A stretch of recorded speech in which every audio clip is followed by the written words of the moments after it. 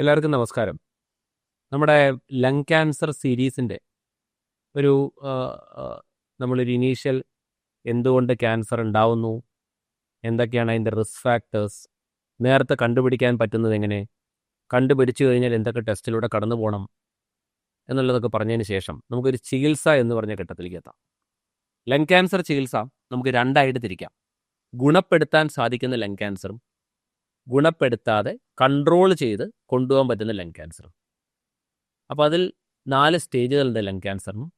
Pet scan എന്ന് പറഞ്ഞ ടെസ്റ്റിലാണ് നമുക്ക് സ്റ്റേജ് അറിയുക. അതിൽ stage 1 to stage 3 curable lung cancers ആണ്.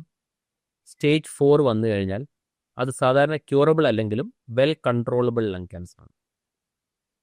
അപ്പോൾ ക്യൂറബിൾ ലങ് ക്യാൻസറിനെ കുറിച്ചാണ് ഇപ്പോൾ നമ്മൾ സംസാരിക്കാൻ പോകുന്നത്. അപ്പോൾ നമ്മളൊരു പ്രശ്നത്തിന് വേണ്ടി സ്കാൻ എടുത്ത് നമ്മളൊരു അസുഖം കണ്ടുപിടിച്ച് അത് വേറെ എവിടെ സ്പ്രെഡ് ആയിട്ടില്ല എന്ന് പറഞ്ഞു കഴിഞ്ഞാൽ അതിനെ ക്യൂറബിൾ ലങ് ക്യാൻസർ ആണ്, ഗുണപ്പെടാൻ പറ്റുന്ന ലങ് ക്യാൻസർ. അപ്പോൾ അതിൽ നിങ്ങൾ മനസ്സിലാക്കേണ്ടത് 3 ചികിത്സകളാണ് ലങ് ക്യാൻസറിനുള്ളത്. ഒന്നിൻ്റെ പേര് സർജറി, രണ്ടാമത്തെ പേര് ഇഞ്ചക്ഷൻ അഥവാ കീമോ, മൂന്നാമത്തെ പേര് റേഡിയേഷൻ. അപ്പോൾ അതിൽ 1ാം സ്റ്റേജിലും 2ാം സ്റ്റേജിൻ്റെ തുടക്കവും സർജറിയും കീമോതെറാപ്പിയുമാണ് ഇതിൻ്റെ ട്രീറ്റ്മെൻറ്റ്. പണ്ടൊക്കെ ലങ്സ് എടുത്ത് കളഞ്ഞത് ന്യൂമോണക്ടമിയിൽ നിന്ന് ഒരു ഭാഗം മാത്രം എടുത്ത് കളയുന്ന ലോബക്ടമി എന്ന് പറഞ്ഞൊരു സർജറിയും, ആ ലോബക്ടമിയിൽ നിന്ന് സബ് ലോബാർ റിസക്ഷൻ എന്ന് പറഞ്ഞിട്ട് ലോബിൻ്റെ തന്നെ ചെറിയ ഭാഗങ്ങൾ മാത്രം എടുക്കുന്ന നൂതന ശസ്ത്രക്രിയകളിലേക്ക് ലങ് ക്യാൻസർ സർജറി മാറിക്കഴിഞ്ഞു.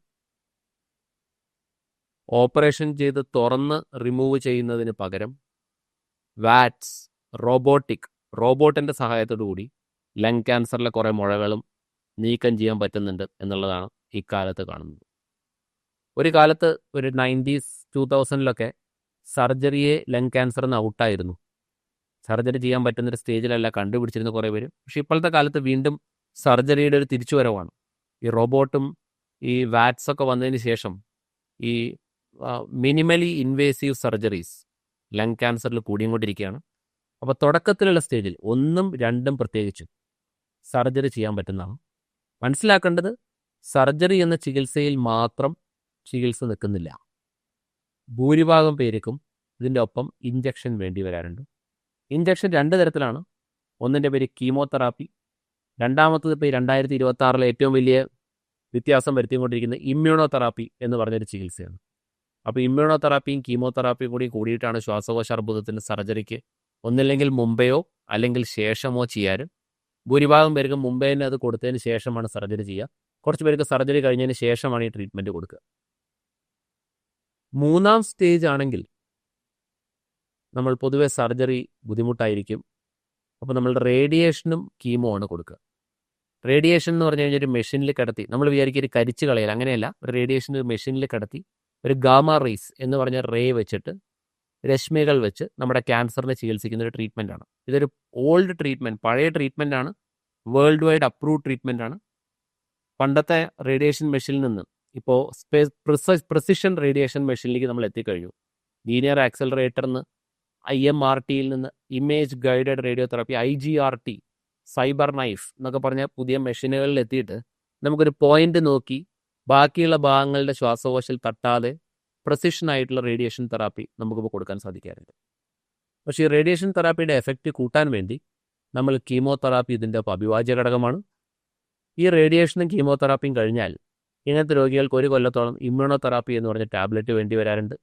അസുഖം തിരിച്ചു വരും തടയാൻ സാധിക്കും.